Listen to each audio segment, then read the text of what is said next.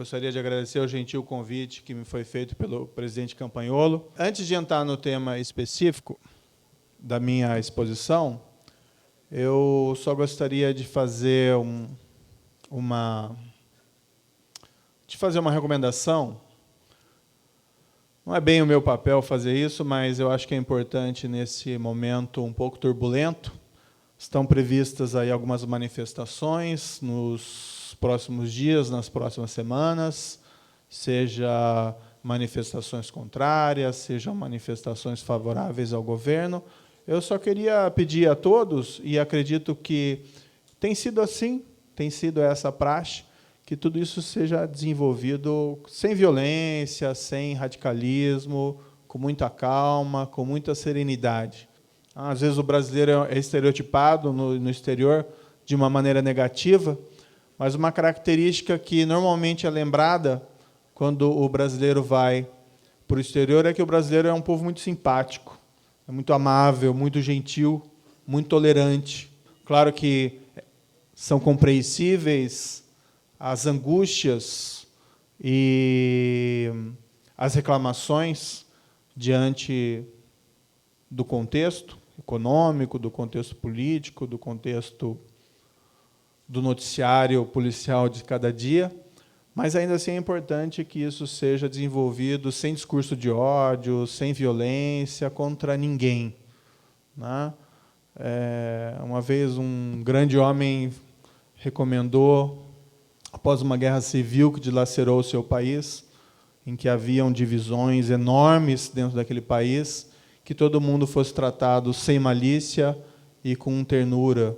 Então, acho que é isso que nós temos que fazer. Afinal de contas, dentro aí de uma democracia, não existe nós e eles, existem nós apenas. Somos todos o mesmo povo, ainda que haja divergências de opinião, o que é natural numa sociedade pluralista. Como eu sou juiz, e esse caso, a Operação Lava Jato, ele envolve vários casos ainda pendentes de julgamento, também vou pedir a compreensão dos senhores e senhoras, porque eu não posso falar algumas coisas muito abertamente e alguns temas realmente são proibidos, porque são casos que eu tenho que julgar, então eu não tenho condições de falar abertamente sobre eles. Mas posso fazer algumas referências e algumas reflexões com base em alguns casos já julgados. Para que não se afirme, porém, que essas minhas reflexões se fazem sem uma base empírica, eu vou me permitir ser um pouco chato e fazer relato de alguns casos específicos já julgados. Casos já julgados, eu posso falar um pouco mais abertamente. Então, por exemplo, na Operação Lava Jato, em síntese, numa muito apertada síntese, o que se constatou por esses casos já julgados era um certo quadro de corrupção que nós poderíamos chamar de uma corrupção sistêmica, de uma corrupção espalhada e profunda em contratos da nossa maior estatal. E esse caso acabou, após a investigação, gerando ações penais, que são acusações formais feitas contra determinados indivíduos, e algumas dessas ações penais já foram julgadas. Então, por exemplo, ação penal, Ministério Público contra Camargo Correia, foi julgada com condenação de determinados indivíduos. Restou provado, naquele caso, o pagamento de cerca de 50 milhões de propina para a diretoria de abastecimento da Petrobras. Ação penal, Ministério Público contra a OAS, também já julgada, restou provado o pagamento de cerca de 29 milhões de propinas à diretoria de abastecimento da Petrobras. Ação penal, Ministério Público contra a Engevix, restou provado, também caso já julgado, cerca de 15 milhões em propina à diretoria de abastecimento da Petrobras. Outra ação penal, Ministério Público contra a Galvão Engenharia, provado pagamento de propina de cerca de 5 milhões de reais à diretoria de abastecimento da Petrobras. Ministério Público contra Odebrecht, Grupo Odebrecht. Também julgado, restou provado o pagamento de 108 milhões de reais de propina e mais 35 milhões de dólares. A diretoria de abastecimento e a diretoria de engenharia e serviços da Petrobras. Tem vários outros casos julgados, vou pular alguns aqui para não parecer chato, normalmente julgados envolvendo ou pagamento de propina à diretoria de abastecimento ou a diretoria de abastecimento e a diretoria de engenharia. Uns casos um pouco diferentes, envolvem pagamento de propina, também casos julgados, a diretoria internacional da Petrobras. Uma ação penal, um número aqui, 508-3838, provado pagamento de 54 milhões de reais em propinas à diretoria da área internacional da Petrobras, em contratos de fornecimento de navios sondas. Nós não temos, aqui na primeira instância, a competência para julgar casos de parlamentares federais. Isso existe o fórum privilegiado perante o Supremo Tribunal Federal. Mas alguns parlamentares federais, vamos dizer assim, se tornaram decaídos no sentido de terem tido seu mandato cassado ou, eventualmente, não terem conseguido ser reeleitos na última legislatura. Isso propiciou que alguns casos envolvendo ex-parlamentares federais fossem julgados aqui na primeira instância. Não vou dizer nomes, mas numa ação penal de número 502-3162, provado que cerca de 1.474.000 em propinas que haviam sido acertadas para a diretoria de abastecimento da Petrobras foram direcionadas a um ex-deputado federal do Partido Progressista e do Solidariedade. Uma outra ação penal contra outro ex-parlamentar, também não vou falar o nome, 502-3135, provado aqui que cerca de 11 milhões de reais em propinas que haviam sido acertadas com a diretoria de abastecimento da Petrobras foram para esse ex-parlamentar. Esse caso é bem interessante e também suscita uma reflexão peculiar, porque esse ex-deputado federal, ele também era réu na ação penal 470, aquilo que nós chamamos vulgarmente de mensalão. E o que é interessante é que restou provado no processo que ele não só recebeu propina de 11 milhões, mas recebeu enquanto ele estava sendo julgado pelo plenário do Supremo Tribunal Federal. E isso suscita um certo grau, pelo menos quando eu julguei o caso, eu confesso que um certo grau de... Fiquei assustado, né? Porque o sujeito, tendo a sua responsabilidade criminal discutida com muita seriedade pelo Supremo Tribunal Federal, o Supremo Tribunal Federal todo preocupado para não condenar injustamente alguém, preocupado em analisar as provas e emitir julgamentos seguros, e, enquanto isso, esse ex-deputado continuava recebendo propina de um outro esquema criminoso.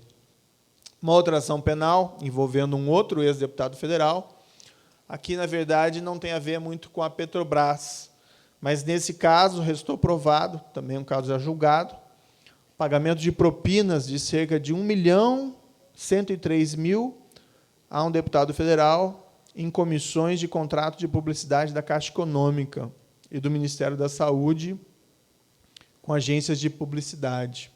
Esses casos foram julgados em primeira instância, mas, no nosso sistema, cabem recursos, e tem que existir alguns recursos, às vezes é um exagero em recursos, mas cabe um recurso contra a condenação em primeira instância, e, de fato, houve esses recursos, então essas sentenças podem, eventualmente, sofrer modificações ou serem integralmente mantidas. O fato é que, nesses vários casos, foram condenados criminalmente dirigentes de grandes empreiteiras, algumas ali que eu já citei, 4 ex-diretores da Petrobras, sendo que, desses 4, 3 se encontram presos, e um deles em prisão domiciliar, um gerente executivo da Petrobras, 3 ex-deputados federais e várias outras pessoas que participaram desse esquema criminoso de outra forma, por exemplo, intermediadores de pagamento de propina. Tem-se tentado recuperar esses valores, em alguns casos isso tem sido bem sucedido, e aqui eu vou colocar apenas 2 exemplos. Aquele ex-gerente executivo condenado da Petrobras, ele resolveu confessar os seus crimes, colaborar com a justiça e devolver o dinheiro que ele havia recebido como propina. Até 5 de maio de 2015, ele havia devolvido, em conta judicial depositada, R$ 204.845.000 e alguns quebrados. Esses números assustam, né? O diretor, também um dos diretores condenados, que acabou confessando e fazendo acordo com o Ministério Público, ele devolveu cerca de R$ 78 milhões também, além de se comprometer com indenizações e multas adicionais a serem pagas aqui no Brasil.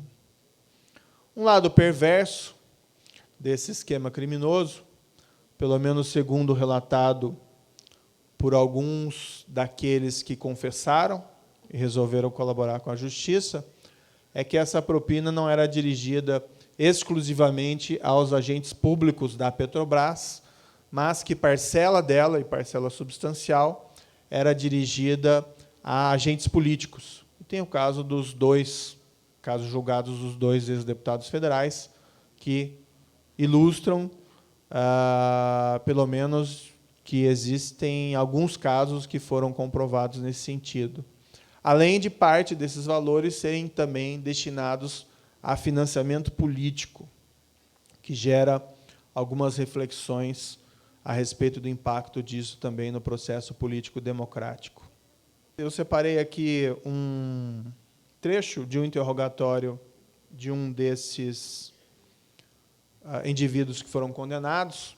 Nesse caso aqui, é um dos condenados que confessou e resolveu colaborar, indagado pelo Ministério Público em audiência sobre se havia um pagamento reiterado de propinas em contratos da Petrobras. Esse condenado, depois condenado, ele relatou o seguinte: a regra do jogo a que eu me referi é que não havia contrato na Petrobras se não houvesse um acordo do pagamento desses valores para a diretoria de abastecimento e para a diretoria de engenharia e serviços. Aí o Ministério Público: isso já era uma regra conhecida? Já era uma prática conhecida? Aí ele respondeu: uma regra de mercado. O senhor falou em regra de mercado, Ministério Público de novo, já conhecida pelo senhor e pelas outras empresas com as quais o senhor mantinha contato? No caso, ele novamente, sim. Vejam, vamos ser muito francos, a corrupção ela existe em qualquer lugar do mundo. Nós podemos encontrar desde os países que estão lá no primeiro lugar do ranking da transparência internacional, não sei se esse é o caso, mas vamos pensar nos países escandinavos, que têm normalmente boas posições nesse ranking, e mesmo lá na Suécia, provavelmente vai se encontrar casos de corrupção na administração pública. Nos Estados Unidos, na Europa, nos países africanos, nos países asiáticos.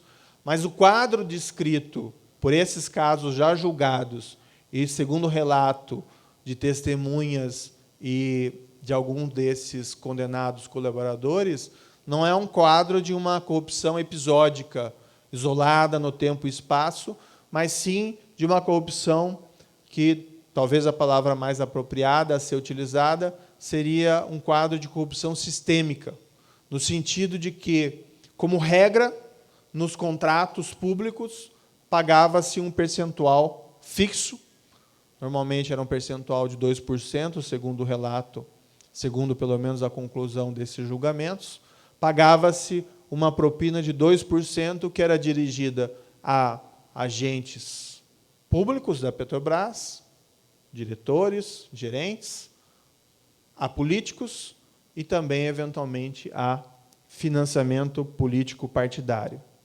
Ressalve-se aqui que os beneficiados da empresa constituíam apenas um grupo limitado de pessoas, né? Então, diretores, alguns gerentes, não havia uma corrupção disseminada dentro do quadro de empregados da Petrobras, né? A maioria dos empregados da Petrobras, evidentemente, não tem nada a ver com isso, muito pelo contrário, né? Tive a oportunidade de ouvir vários deles arrolados como testemunhas nessas ações penais, e, normalmente, havia ali um relato um pouco, não só de ignorância quanto ao que acontecia anteriormente, mas, igualmente, desalento. Pois bem, esse quadro de corrupção sistêmica é muito preocupante, né? Porque a corrupção isolada é mais fácil das nossas instituições tratarem dela, identificarem os responsáveis, punirem esses responsáveis. Agora, o quadro de corrupção sistêmica representa um verdadeiro desafio às nossas instituições, né? Até onde foram esses crimes? E como nós devemos lidar com essa situação? Nas chamadas Operações Mãos Limpas, na Itália, que começou lá no ano de 1992, com a prisão de um diretor de um instituto filantrópico de Milão, e depois se expandiu como uma bola de neve na Itália, nos 2 anos seguintes, também foi identificada essa mesma situação de corrupção sistêmica. E com toda uma similaridade, no sentido de que havia, como regra, nos contratos públicos, o pagamento de um percentual de propina, quase como uma espécie de naturalização da prática de propina, quando a regra é o pagamento da propina e não o comportamento anormal. Diz a história das Operações Mãos Limpas, e essa é uma história interessante, lá também houve todos esses processos, e prisões, e condenações, mas diz que um empresário que era proprietário, uma empresa familiar das maiores empresas da Itália, que havia sido surpreendida pagando propina a agentes públicos italianos, diz que ele, em um interrogatório feito pelos seus acusadores, pelo Ministério Público, quando indagado a ele por que ele pagava propina, ele teve uma resposta muito peculiar. Ele respondeu pura e simplesmente: eu pago propina porque papai pagava. A Petrobras, no primeiro semestre de 2014, o discurso era de que não havia nenhum problema com os contratos da Petrobras. Esse discurso foi evoluindo. Hoje, por exemplo, a Petrobras, nesses processos, nessas ações penais, ela está ingressando nessas ações penais como assistente de acusação. Então, mudou daquela inicial postura de negação para depois uma postura de passividade e hoje uma postura mais ativa em defender ali os seus direitos e seus interesses. No ano passado, começo do ano passado, a Petrobras publicou o seu balanço, com algum atraso, que reconheceu perdas contábeis com propinas exclusivamente, embora seja um valor estimado, em cerca de 6 bilhões de reais. Mas o pior problema não é isso, né? Porque o custo da corrupção não se limita à questão do valor pago da propina. Mas o custo é bem maior do que isso. A grande questão é, diante desse quadro de generalização do pagamento de propina, será que aqueles diretores, gerentes da Petrobras, que caíram na tentação, será que eles tomavam as decisões estratégicas no âmbito da empresa, motivados pela adoção da melhor escolha do ponto de vista econômico para a empresa? Será que, eventualmente, eles não podem ter tomado decisões motivadas não só por realizar aquele negócio, mas também com a perspectiva de que aquele negócio poderia render frutos de propina? E se existir essa possibilidade, será que as perdas havidas não podem ser aí muito maiores do que aqueles 6 bilhões de reais? Tem dados oficiais da Petrobras, e aqui eu vou colocar um exemplo, de que talvez o desejo de recebimento da propina pode ter sido um fator disfuncional nesse contrato, nessa obra, que é o caso da conhecida refinaria do Nordeste Abreu e Lima. Segundo dados oficiais da Petrobras, essa obra foi orçada em 2005 em cerca de 2 bilhões e 400 milhões de dólares. Construir refinarias no Brasil? Não acredito que alguém seja contra isso. Não faz sentido, porque, ao invés de exportar o óleo cru, se refina o óleo e se consome o óleo aqui refinado e, eventualmente, exporta o refinado. Não precisa exportar o óleo cru e importar o refinado. Então, é inegável um ganho econômico para o país. Ninguém é contra construir a refinaria. Mas, a partir daí, a dúvida é como se deve fazer isso. O caso da refinaria Abreu e Lima é interessante. Esse orçamento de 2005, de cerca de 2 bilhões de dólares, em 2006 foi revisto para 4 bilhões de dólares. Há quem diga que aquele primeiro orçamento de 2 bilhões de dólares foi um orçamento precário, feito como conta de padaria, e que, portanto, não é algo assim a ser levado tão a sério. Mas, tudo bem, vamos ficar, então, com um orçamento supostamente melhor, em 2006, de 4 bilhões de dólares. Em 2009, esse orçamento foi para 13 bilhões de dólares. Em 2012, esse orçamento foi para 17 bilhões de dólares. E, finalmente, o último orçamento em 2015 que eu tenho aqui, a obra foi para 18 bilhões de dólares. Então, vamos ficar com o segundo orçamento de 4 bilhões de dólares para 18 bilhões de dólares. O que deu errado?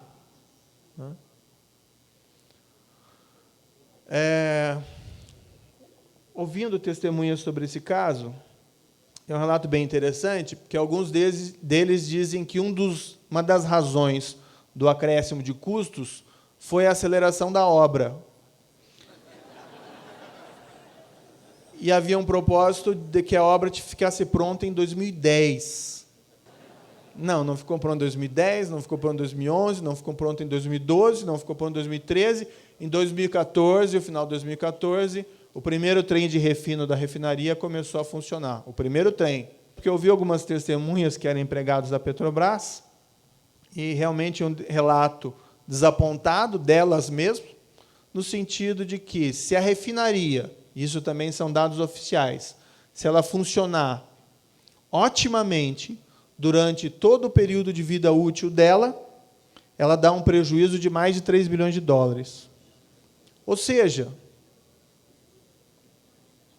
depois se critica, fazendo um breve parênteses, que a Lava Jato prejudicou os investimentos no país. Mas esse tipo de investimento? Né?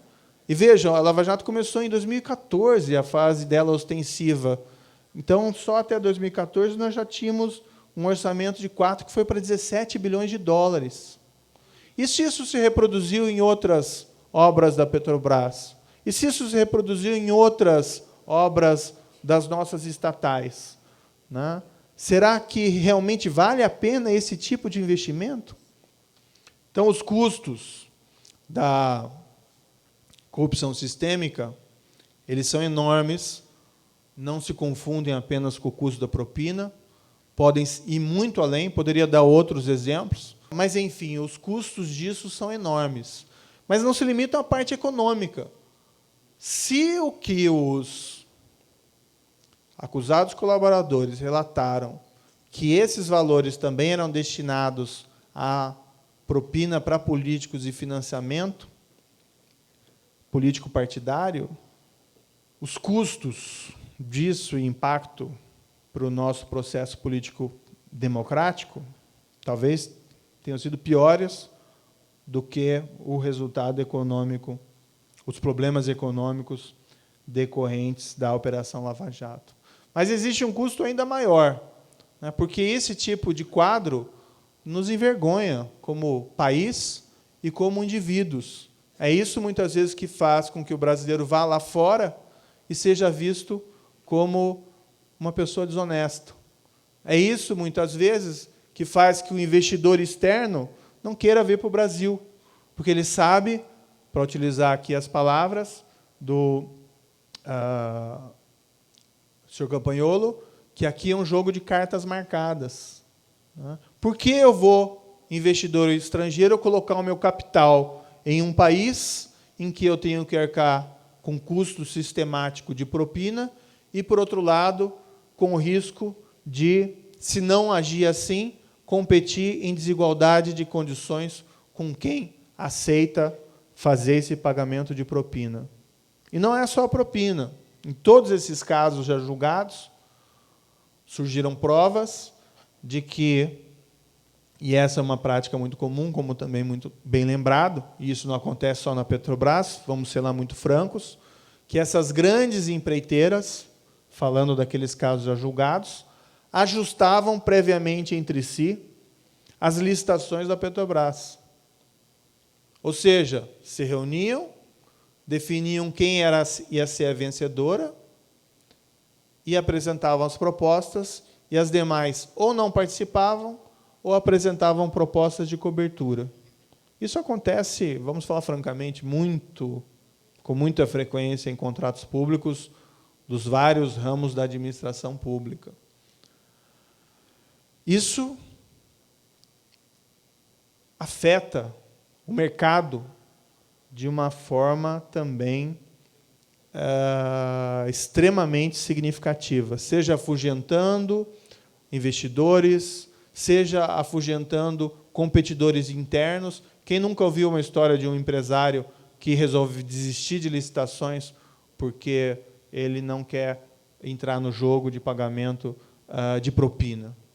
Isso tem um impacto para o nosso desenvolvimento econômico, para o bem-estar geral das pessoas, e quando eu falo de desenvolvimento econômico, eu não estou falando em PIB, eu estou falando do bem-estar das pessoas com o acréscimo da riqueza do país, em um bem-estar geral. E, por outro lado, esse nosso impacto, o impacto no nosso sentimento de autoestima. O quadro atual econômico é desalentador, né? Eu fico consternado com esses dados de recessão, fico consternado com esses dados de desemprego, fico preocupado quando pontualmente alguém diz que essas investigações podem ter alguma influência nisso, como que sugerindo que talvez tenha sido longe demais. Mas eu diria aos senhores e senhoras, nós temos duas alternativas diante desse quadro de corrupção sistêmica. Nós podemos fazer como muitos querem, varrer isso para debaixo do tapete, esquecermos que nós temos esse problema, ou nós podemos enfrentá-los com as nossas instituições, com a opinião pública, com o apoio popular, com a participação dos senhores e das senhoras, com o desenvolvimento de uma nova cultura no âmbito da iniciativa privada e empresarial. Eu, francamente, penso que a primeira alternativa, varrer para debaixo do tapete, não é uma alternativa nem econômica, nem moralmente aceitável.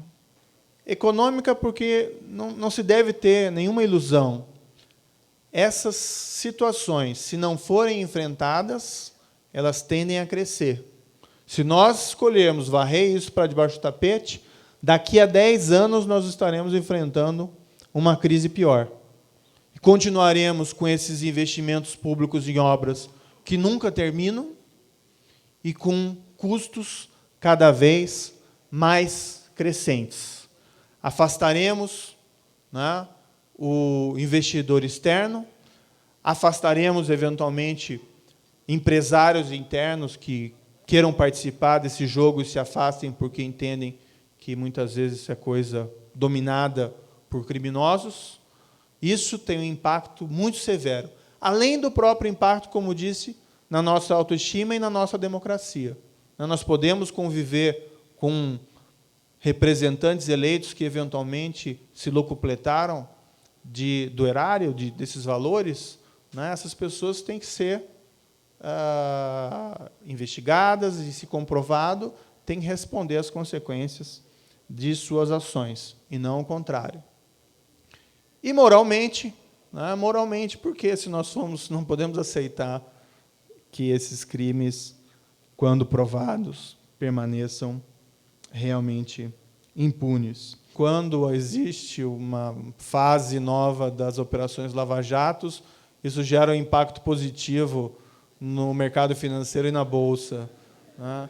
Não sei, isso para mim é outro indício de que o problema não é exatamente a Operação Lava Jato, as investigações.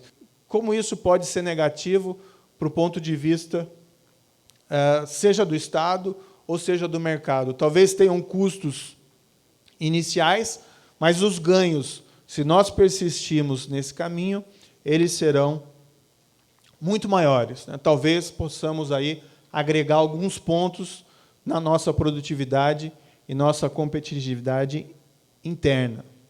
Nós temos um costume de esperar que as soluções venham do governo, do Estado, no caso da Operação Lava Jato, talvez do Judiciário, mas isso talvez seja um ato de fé que muitas vezes não se confirma.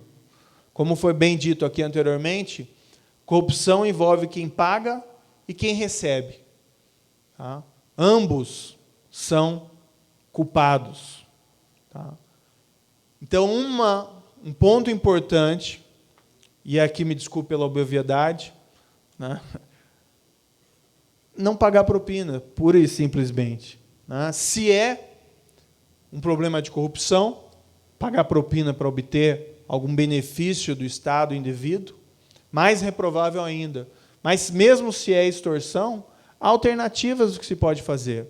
Então, a iniciativa privada, utilizando esses exemplos, não deve ficar esperando o governo resolver os seus problemas e o governo resolver o problema da corrupção no Brasil, né?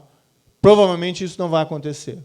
O que os empresários podem e devem fazer é adotar políticas empresariais internas resolutas contra o pagamento de propina, né? Não é moralmente muito difícil dizer não ao pagamento de propina.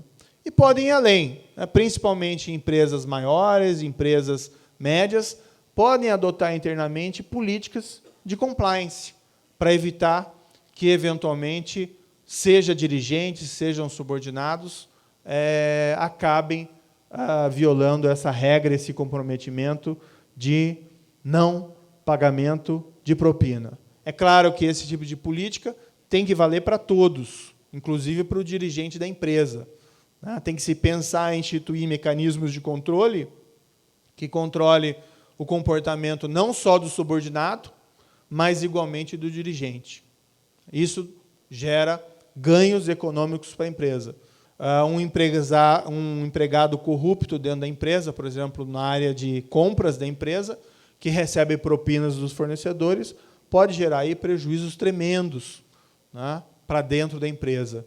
E também o dirigente pode trazer esses mesmos prejuízos para a empresa. Ao final, ele está se apropriando de valores que são da empresa e não investindo nessa mesma empresa. Sem olvidar o risco reputacional.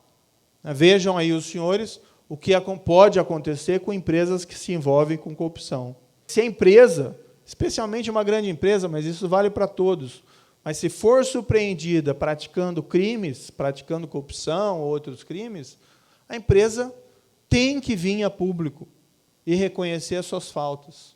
Essa é a única maneira de remediar os danos reputacionais sofridos pela empresa. Tivemos aí recente o exemplo da Volkswagen. A Volkswagen foi surpreendida cometendo fraudes em equipamentos dos seus carros, em testes de equipamentos dos seus carros. E o que fez a Volkswagen? Veio a público. Inclusive o próprio CEO, e essa responsabilidade é do dirigente, vem a público e reconhecer a falta. O erro principal é a insistência em negar e fechar os olhos para aquilo que foi evidenciado, não só com base em prova de palavra de colaboradores, mas, inclusive, em prova documental. Então, as nossas empresas, e aí, pressupondo que estou falando aqui para uma audiência composta especialmente por empresários, têm muito a fazer, não precisam ficar esperando a Operação Lava Jato, não precisam ficar esperando novos marcos regulativos do Estado em matéria de controle à corrupção e compliance, têm condições de fazer muito.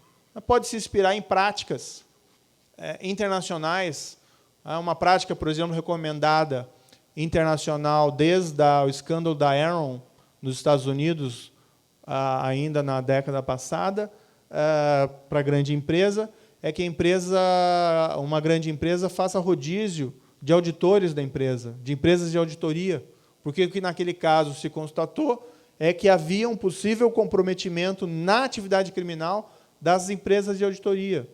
Acho que não há alternativas se não seguir em frente nesses processos. Eles não são os únicos remédios cabíveis. Nós temos que pensar em fortalecer as nossas instituições.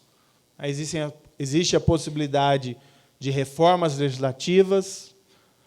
O Ministério Público Federal, atuante até na Operação Lava Jato, tem uma iniciativa extremamente interessante, que é as 10 medidas contra a corrupção, que vai apresentar na forma de um projeto popular. O que me espanta, e faço aqui um parênteses, é que todo esse quadro aparente de corrupção sistêmica, e quais foram as iniciativas legislativas nos últimos 2 anos que aprimoraram o nosso sistema de prevenção e combate à corrupção.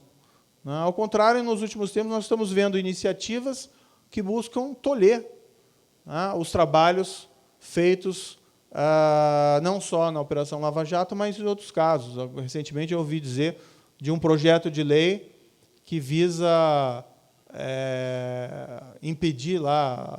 O Supremo Tribunal Federal, recentemente, teve um julgado muito importante, entendendo que, após um julgamento de apelação, poderia se operar uma prisão para fins de execução da pena, um caso, a meu ver, que merece todos os elogios do Supremo Tribunal Federal.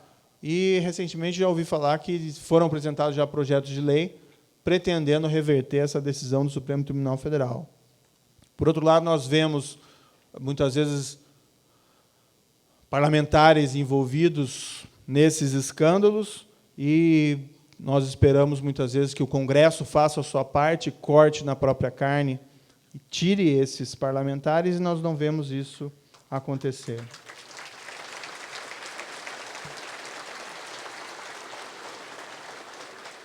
Mas, enfim, eu sei que o quadro é um pouco sombrio, recessão, profunda recessão, desemprego crescente, afeta a todos, corrupção sistêmica, imprevisibilidade política, tudo isso nos preocupa, mas eu queria deixar ao final a mensagem que eu tenho a confiança de que a democracia brasileira vai conseguir superar todas essas questões. Nós, como povo, temos uma história, nós conseguimos vencer desafios enormes no passado, nós tivemos problemas políticos, como ditaduras, que, ao final, sucumbiram por força da democracia brasileira, com esses movimentos democráticos. Nós tivemos problemas econômicos profundos, não só crises recessivas, mas tivemos a hiperinflação dos anos 80 e dos anos 90.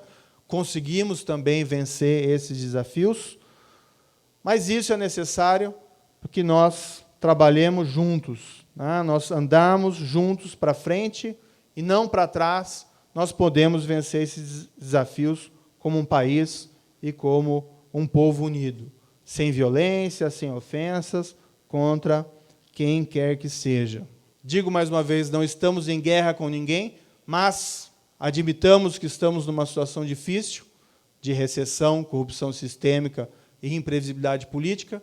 Tenha confiança que, se nós confiarmos na nossa democracia, se nós lutarmos pela nossa democracia, quem sabe daqui a 20, 30 anos, nós possamos olhar para trás e pensar que, se esse não foi o nosso melhor momento, talvez tenha sido um deles.